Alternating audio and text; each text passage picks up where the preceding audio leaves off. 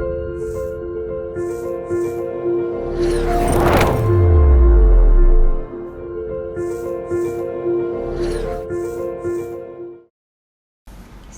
warahmatullahi wabarakatuh. Salam sejahtera untuk kita semua.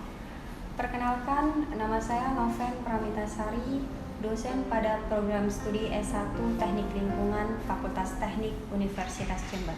Saya menjadi bagian dari Fakultas Teknik Universitas Jember sebagai dosen sejak 1 Maret 2017 dan pada tahun 2018 saya menjadi dosen S1 Teknik Lingkungan Fakultas Teknik Universitas Jember sejak angkatan pertama penerimaan mahasiswa.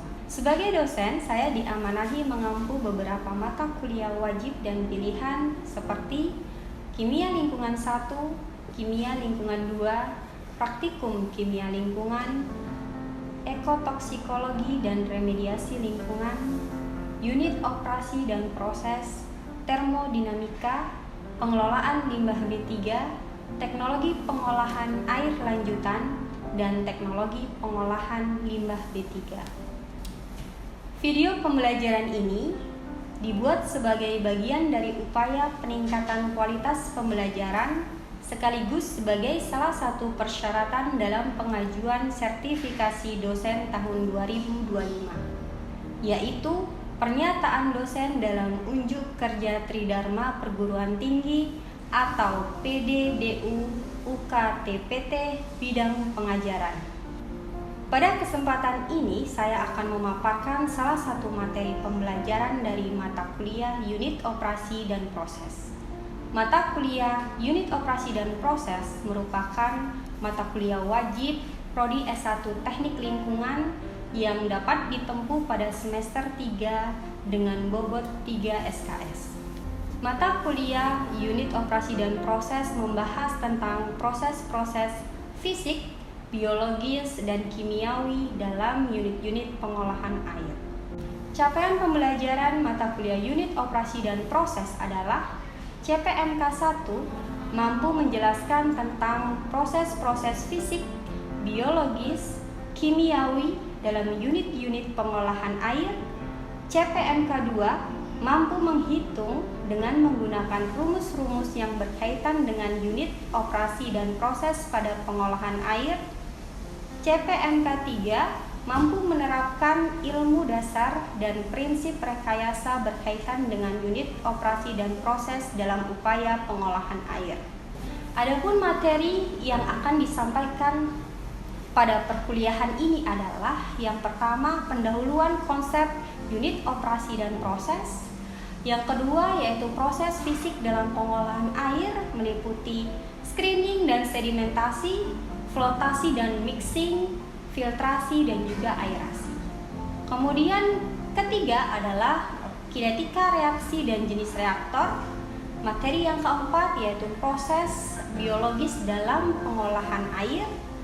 Ada proses aerobik dan anaerobik, kemudian proses-proses biologis seperti lumpur aktif dan modifikasinya, biofiltrasi dan modifikasinya, kolam stabilisasi dan kolam aerasi. Kemudian juga untuk materi yang terakhir yaitu proses kimia dalam pengolahan air, yaitu meliputi materi koagulasi dan flokulasi, netralisasi, absorpsi, ion exchange, dan disinfeksi. Untuk referensi yang dipakai pada mata kuliah ini yaitu ada buku dari Reinold Tom yaitu Unit Operation and Process in Environmental Engineering. Kemudian ada buku dari Linfield Gerich yaitu Unit Operation of Sanitary Engineering dan Unit Process of Sanitary Engineering. Kemudian mahasiswa juga bisa mengacu pada artikel ilmiah dari jurnal nasional maupun internasional, buku, video YouTube, dan referensi lainnya yang mendukung.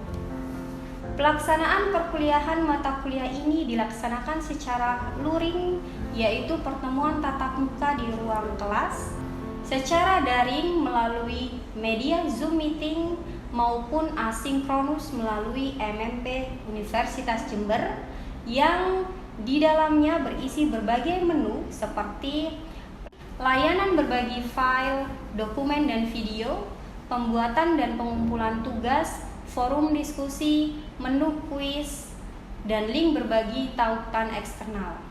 Selain itu juga dapat memanfaatkan platform online lainnya dalam pelaksanaan kuis maupun pengumpulan tugas. Metode pembelajaran yang digunakan pada mata kuliah ini adalah metode delivery, interaction, and assessment, dan juga metode SCL yaitu Student Centered Learning, yaitu pendekatan pembelajaran yang menekankan pada penyampaian materi, interaksi antara dosen dan mahasiswa, serta penilaian hasil belajar dengan menempatkan mahasiswa sebagai subjek utama dalam proses pembelajaran, bukan hanya sebagai penerima informasi. Sedikit penjelasan terkait metode ini, yaitu materi perkuliahan disampaikan dengan metode ceramah dan diskusi interaktif, sehingga mahasiswa dapat berperan aktif dalam memahami materi sesuai topik yang sudah direncanakan pada rencana pembelajaran semester. Setiap pertemuan mendorong mahasiswa untuk aktif berdiskusi, berkolaborasi, bertanya, menjawab, dan memecahkan problem bersama. SCL menempatkan mahasiswa sebagai pusat pembelajaran, sedangkan dosen sebagai fasilitator. Ketika di luar kelas dilakukan menggunakan platform MMP Universitas Jember dan juga bisa melalui grup WA maupun Telegram. Untuk metode assessment-nya dilakukan bukan hanya untuk menilai hasilnya, tetapi juga sebagai sarana umpan balik yang membantu mahasiswa mengembangkan kemampuan berpikir kritis dan analitis. Penilaian akan berbentuk kuis, tugas, dan studi kasus yang semuanya dirancang agar relevan dengan kondisi nyata dan mendorong pembelajaran mandiri. Adapun komponen dan metode penilaian yaitu berupa tugas, UTS, dan juga UAS dengan bobot tugas 1 sebesar 20%, tugas 2 10%, UTS sebesar 20%, tugas 3 sebesar 10%, tugas 4 yaitu sebesar 20%, dan juga UAS sebesar 20%. Masing-masing komponen penilaian ini mewakili ketercapaian CPMK pada mata kuliah ini, yaitu CPMK 1, 2, dan 3. Selanjutnya, silakan menyimak video pembelajaran tentang salah satu materi pada mata kuliah unit operasi dan proses. Bismillahirrahmanirrahim. Assalamualaikum warahmatullahi wabarakatuh. Waalaikumsalam warahmatullahi wabarakatuh. Oke, kita ketemu lagi ya di mata kuliah unit operasi dan proses pada kesempatan siang hari ini. Sebelum kita mulai perkuliahan hari ini, kita berdoa dulu menurut agama dan kepercayaan masing-masing. Berdoa dipersilakan. Selesai. Jadi hari ini yang akan kita bahas adalah materi absorpsi. Materi absorpsi ini kalau dalam mata kuliah unit operasi dan proses ini jika dimasukkan ke unit proses ya. Jadi absorpsi ini kita kategorikan masuk ke kategori unit proses karena di situ ada mekanisme reaksi ya yang terjadi, baik itu reaksi secara fisik maupun secara kimia. Ya, nah kita akan bahas lebih jauh.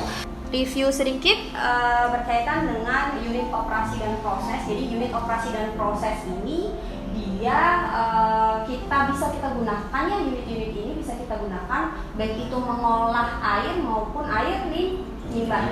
Dimana seperti teman-teman sudah pelajari bahwa ada tahapan pre-treatment, kemudian apa? Primary treatment, kemudian pengolahan sekunder, betul. Kemudian ketika dia masih kualitas airnya masih belum memenuhi baku mutu, maka kita perlu pengolahan tersier ya, atau pengolahan lanjutan. Nah, absorpsi ini bisa dilihat bahwa absorpsi ini masuk ke kategori pengolahan tersier atau pengolahan lanjutan. Jadi ketika ada senyawa-senyawa, ion-ion yang belum bisa disisihkan pada pengolahan primer maupun sekunder, bisa kita lanjutkan ke unit selanjutnya, yaitu di tahapan pengolahan tersier ya. Nah, Ini pendahuluannya berkaitan dengan definisi dari absorpsi. Absorpsi itu apa sih? Penyerapan ya. Nah, ada dua istilah yang kadang banyak yang bingung ya, perbedaan antara absorpsi dan adsorpsi. Pakai apa itu? B sama B. Bedanya apa? Mungkin salah satu. Kalau adsorpsi itu zatnya hanya menempel di permukaan zat lain, sedangkan absorpsi itu zatnya bersatu Atau terserap ya ke bahan pengabsorbnya, jadi masuk gitu ya. Sedangkan kalau absorpsi, penyerapan itu hanya terjadi pada permukaan, jadi dia menempel di permukaan zat penyerapnya yang kita sebut sebagai apa? Zat penyerapnya absorben. Betul ya. Jadi absorben itu adalah zat, biasanya kalau dalam pengolahan air itu dia fasenya padat. Jadi padatan kita sebut sebagai adsorben, kemudian dia dapat atau memiliki kemampuan untuk mengabsorb molekul-molekul, ion-ion, ya parameter-parameter pencemar yang ada di air limbah maupun air, kemudian dia menempel ke permukaannya. Kita akan bahas mekanismenya ya, mekanisme dari absorpsi. Nah, absorpsi ini dia dapat dilihat pada layar di situ yang sebelah kiri itu diibaratkan sebagai absorbennya atau zat penyerapnya. Contohnya absorben yang biasa digunakan dalam pengolahan air apa? Arang aktif, zeolit dan lain-lainnya. Betul. Nah, dapat dilihat di situ proses penyerapan atau penempelannya itu dia berada di permukaan. Jadi tidak terserap ke dalam. Ya, semakin banyak pori, itu kan ada pori-pori yang di dalamnya ya. Semakin banyak pori, semakin luaslah permukaan dari adsorben tersebut, sehingga adsorban itu bisa lebih banyak menempel. Jadi nanti kapasitasnya akan meningkat. Ya. Nah, di sebelah kanan di situ ada mekanismenya. Yang bulat-bulat itu diibaratkan sebagai adsorbatnya. Ya, adsorbat ini bisa macam-macam ya. Misalnya kalian mau menghilangkan ion logam berat, misalnya kromium ya. Yang dimaksud adsorbat itu ya ion kromium tersebut ya. Kemudian dia akan menempel di surface-nya atau permukaan dari adsorbennya. Menempel di situ, itu prosesnya, mekanismenya kita namakan sebagai mekanisme adsorpsi. Nah, ini jenis-jenis adsorpsi. Ada dua jenis adsorpsi yang biasa terjadi dalam proses adsorpsi, yaitu yang pertama adalah fisiksorpsi atau apa? Secara fisika. Betul, adsorpsi secara fisika. Kemudian yang kedua adalah adsorpsi secara kimia. Mungkin ada salah satu yang bisa menjelaskan perbedaan antara adsorpsi secara kimia dan secara fisika ini apa? Mungkin perbedaan dari adsorpsi secara fisika dan kimia, yang pertama dari fisika terlebih dahulu. Yang pertama tidak melibatkan pembentukan secara ikatan kimia, kemudian di mana tidak memiliki reversible dan biasa terjadi pada suhu yang rendah. Dan contohnya sendiri ada karbon aktif. Dan diadsorpsi secara kimia itu karena adanya pembentukan ikatan kimia antara adsorban dan adsorben, kemudian lebih kuat dan spesifik dibandingkan adsorpsi secara fisika. Contoh dari kimia sendiri ya, yaitu secara adsorpsi oksigen pada permukaan logam. Betul ya. Jadi itu perbedaan mendasar antara adsorpsi secara fisik dan kimia. Di mana adsorpsi secara fisika dia penempelan pada permukaan adsorben itu sifatnya lemah. Jadi mudah sekali terlepas kembali atau mengalami tadi ya desorpsi ya. Sedangkan adsorpsi secara kimia dia ikatannya jauh lebih kuat karena tadi proses penempelannya itu ada ikatan kimia yang terjadi ya. Makanya dia jauh lebih kuat. Nah, dilihat di sebelah kanan di situ penggambaran physical absorption sama chemical absorption. Nah, yang absorpsi secara kimia di situ ada ikatan kimia yang terjadi sehingga dia lebih kuat mengikat dibandingkan dengan absorpsi secara fisik, di mana di situ gaya yang berperan itu hanya gaya Van der Waals. Ya. Nah, salah satunya di situ ada apa? Limbah apa? Limbah pertanian. Nah, limbah-limbah yang dihasilkan dari industri pertanian itu bisa kita manfaatkan sebagai bahan absorben, dan bisa kita gunakan absorben tersebut untuk mengolah limbah lagi ya. Dari limbah kita bisa gunakan, kita bisa proses, kemudian kita bisa gunakan untuk mengolah limbah yang lain, fase yang lain, misalnya gas atau air ya, bisa air bersih, bisa untuk pengolahan air limbah juga. Selanjutnya berkaitan dengan kinerja absorpsi. Jadi absorpsi itu dikatakan kinerjanya baik atau tidak itu kita bisa lihat dari dua hal ini. Yang pertama adalah kapasitas absorpsi, dan yang kedua adalah efisiensi absorpsinya ya, atau efisiensi penyisihannya. Nah, untuk kapasitas absorpsi ini kapasitas absorpsi itu apa? Ada yang bisa menjelaskan? Kapasitas absorpsi itu kemampuan suatu absorben untuk menyerap zat yang terlarut atau adsorban itu. Betul. Jadi kapasitas absorpsi itu bisa kita tuliskan di sini sebagai nilai Q atau juga sebagai nilai X per M. X per M ini apa? X ini adalah dia merupakan adsorban yang terserap. Ya. Kemudian M ini apa? M ini adalah massa adsorben. Ya. Biasanya dia satuannya apa? Miligram per gram. Ya. Itu ya kapasitas absorpsi. Sedangkan yang kedua adalah efisiensi absorpsi. Nah, karena kita bidangnya adalah teknik lingkungan, di mana prinsip pengolahan ini kan kita butuh kapasitas yang setinggi-tingginya ya. Agar apa? Agar bisa kualitas air yang kita olah itu bisa sesuai dengan baku mutu lingkungan. Ya, jadi ini juga penting untuk menilai kinerja absorpsi. Nah, untuk rumus dari efisiensi teman-teman pasti sudah tahu ya rumusnya ya.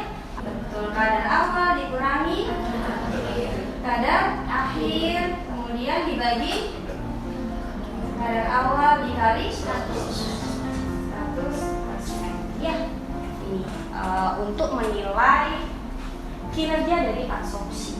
Jadi kinerja absorpsi atau absorpsi itu dikatakan bagus ketika efisiensi penyisiannya gimana? Tinggi. Kemudian ketika dia punya kapasitas absorpsi yang besar, artinya dia mampu menyerap adsorban yang lebih banyak. Ya. Ini beberapa faktor yang mempengaruhi proses absorpsi, banyak sekali faktor-faktornya. Mulai dari apa? Kalau kita bicara adsorben ya, zat pengabsorb di situ kan yang berperan aktif dalam proses absorpsinya dia adalah permukaannya ya, surface-nya ya. Makanya salah satu faktor penting dalam proses absorpsi adalah apanya? Luas permukaan dari adsorben. Nah, luas permukaan dari adsorben ini bisa kita hubungkan juga dengan apa? Dosis yang kita gunakan. Semakin banyak dosis yang kita gunakan, semakin banyak juga luas adsorbennya. Semakin besar juga ya luas permukaan dari adsorbennya. Kemudian ada temperatur. Ini ada beberapa proses absorpsi yang dia membutuhkan temperatur yang tinggi. Jadi kalau temperatur dilakukan dalam temperatur yang tinggi, dia kapasitas absorpsinya meningkat ya. Kemudian ada lagi initial concentration. Ini adalah konsentrasi awal ya. Ini juga berhubungan. Kita bisa lihat ya dari kapasitas absorpsinya di sini. Kemudian ada juga di situ faktor lain, yaitu misalnya pH. Ada proses absorpsi yang dia efektif pada pH asam, ada juga yang pada pH basah. Salah satu contohnya misalnya di situ untuk zat warna yang dia anion, dia proses absorpsinya itu akan bagus ketika pH-nya apa? Meningkat. Jadi kalau lebih basah dia lebih bagus. Meningkat kan berarti lebih basah ya. Sedangkan untuk yang zat warna kation, dia kalau pH-nya meningkat, kapasitas absorpsinya dia jauh lebih turun ya. Nah, berikut adalah pengaplikasian dari proses absorpsi dalam pengolahan air. Ini bisa kita gunakan untuk mengolah air minum, kemudian bisa juga kita gunakan untuk mengolah air limbah. Nah, salah satu adsorben yang banyak dimanfaatkan adalah karbon aktif. Nah, ini banyak sekali diaplikasikan dalam pengolahan air ya, dan banyak juga penelitian yang membahas tentang ini. Nah, apa saja sih yang bisa disisihkan? Nih banyaknya, ini contohnya saja beberapa. Jadi proses absorpsi ini kalau kita bicara pengolahan air, dia bisa kita gunakan untuk menurunkan kadar fosfat, kemudian menurunkan kadar warna, kemudian juga menyisihkan ion-ionnya yang ada pada air limbah maupun air bersih pada pengolahan air minum. Misalnya apa? Logam berat misalnya, ada kromium, kemudian ada kadmium dan lain-lain ya. Nah, untuk menghitung, tadi kan ada perhitungan kapasitas absorpsi ya. Nah, untuk menghitung kapasitas absorpsi itu kita bisa menggunakan model-model absorpsi. Dan yang akan kita bahas hari ini, kita akan bahas dua model yang sering digunakan untuk menggambarkan suatu proses absorpsi. Model itu kan dia penggambarannya, penggambaran kondisi absorpsi yang kita lakukan kemudian dimodelkan. Ada dua model yang kita kenal dalam kinetika absorpsi yang akan kita bahas hari ini. Ini ada banyak model ya, yaitu model apa yang akan kita bahas? Langmuir dan betul, itu yang akan kita bahas, di mana perbedaan dari kedua model ini adalah untuk yang Langmuir ya, model pertama dia mengasumsikan absorpsinya itu terjadi monolayer. Jadi satu lapis pada permukaan yang homogen. Jadi permukaannya homogen, kemudian layernya yang terbentuk di situ adalah mono ya, satu layer saja. Sedangkan kalau yang kedua di situ absorpsinya itu multilapis. Artinya ada lapisan pertama, kemudian absorbat menempel lagi di lapisan kedua ya. Kemudian permukaan dari absorbennya dia sifatnya heterogen. Jadi di situ dia punya satu permukaan, dia punya nilai energi absorpsi yang berbeda-beda. Ya, makanya dinamakan sebagai permukaan heterogen ya. Nah, ini persamaan untuk model yang pertama di situ sumbu X-nya adalah Ce. Ce itu adalah konsentrasi pada saat ke setimbangan ya, Ce-nya. Jadi kita lakukan proses absorpsi sampai dia setimbangnya jenuh. Nah, ini nilai Ce-nya kita bisa dapatkan. Kemudian yang sumbu Y-nya adalah X per M. X per M ini adalah sama saja dengan nilai Q, yaitu kapasitas absorpsi. Oke, persamaan Langmuirnya gimana? X per M sama dengan Q M kali B dikali C E per 1 plus B dikali C ya. Jadi nilai Qm ini adalah kapasitas maksimumnya, sedangkan B ini adalah dia merupakan konstanta Langmuir. Nah, yaitu untuk mempermudah ya, dilakukan kita, karena ini pembaginya dia plus ya, maka kita bisa ubah bentuknya menjadi X per M. Yang ini berarti yang bawah 1 plus B dikali CE per QM dikali B dikali CE. Untuk yang persamaan yang kedua, mungkin ada yang mau menjelaskan bagaimana proses linearisasi dari persamaannya? Ya, silakan.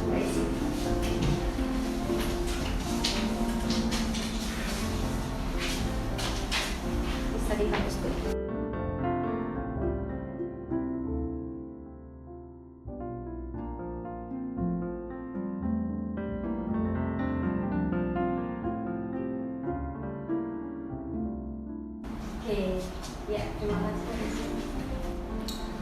Contoh soal yang akan kita bahas yaitu di sini ada air limbah. Air limbah kandungan CO2-nya berapa di situ?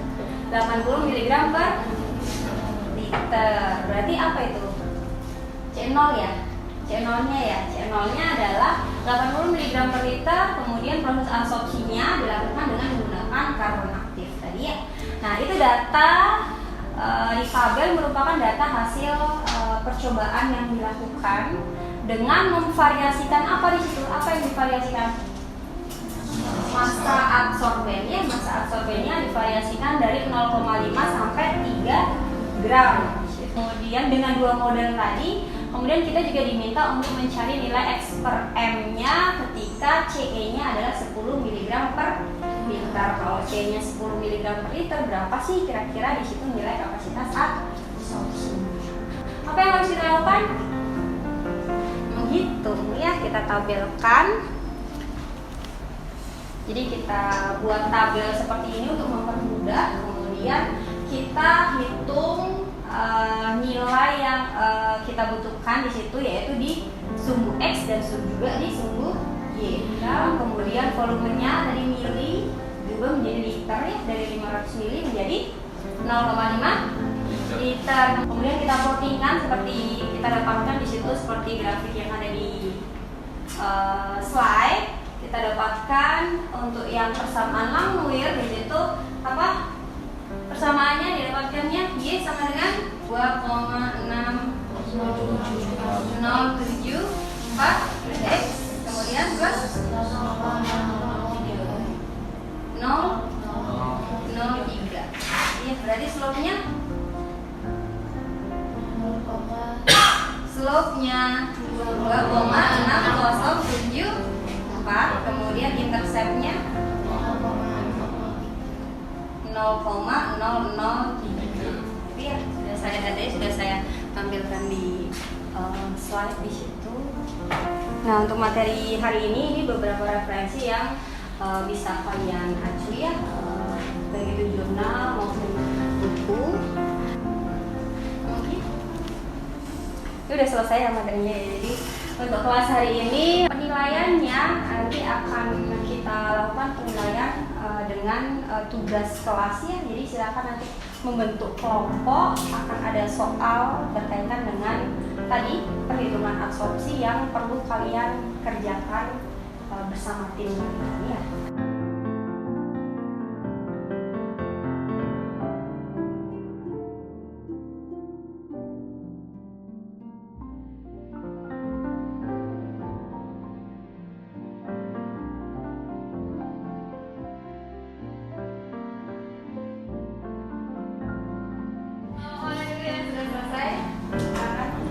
Oke, kelompok 1 silakan. Kelompok 1 bisa dijelaskan hasil perhitungannya.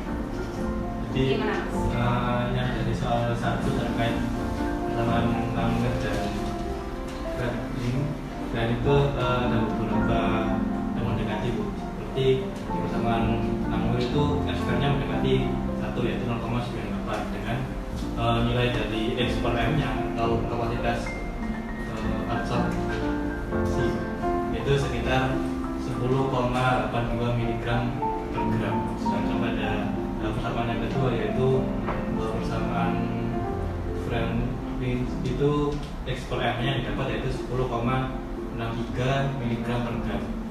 Oke, baik, kita akhiri untuk pertemuan hari ini. Semoga apa yang kita diskusikan hari ini bisa dipahami, kemudian bisa bermanfaat juga untuk kalian nanti untuk menempuh perkuliahan di semester berikutnya. Saya cukupkan, terima kasih. Wassalamualaikum warahmatullahi wabarakatuh.